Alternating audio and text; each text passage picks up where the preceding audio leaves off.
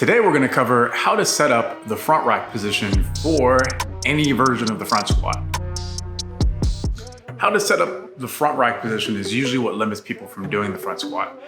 The front squat as a whole is a great exercise because it's one of the barbell squat variations that's easiest on the lower back, and it has the most transfer to a lot of the things that we want to do on a day-to-day basis. But the thing that limits people from doing it is usually pain either at the front of the shoulder or too much pressure on the neck, or just feeling like they can't hold the bar. So there's a lot of different variations of the actual front squat itself, but what we want to cover first is just the actual front rack position. And then from there, we can talk about different variations of the squat or the front squat specifically, which I'll cover in a different video. The front rack is setting the bar behind the front of our shoulder. So basically this front delt, there's some bony structure right here that gets covered up as soon as we drive the thumb towards the ceiling. So no matter how we're built, how much muscle we have there, or how little muscle we have there, there is a front rack for everybody. But it's important that the hands stay high. Now we want to get used to that position first. So what we're going to do is we're going to set up in front of the bar. We're going to reach long as if we're trying to drive our fingertips through the opposite wall. Then we're going to walk under the bar.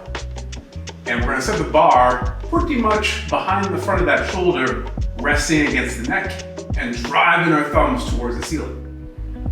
Once we have that bar just sitting there, what we're going to do is we're going to stand up. We're going to give a little shake. If the bar doesn't move, you found your front rack position.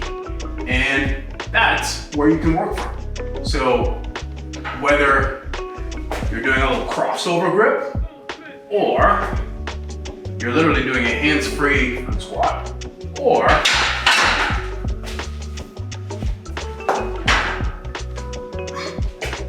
the actual front rack position, they're all the same. The bar sits in the same spot, and we're always driving either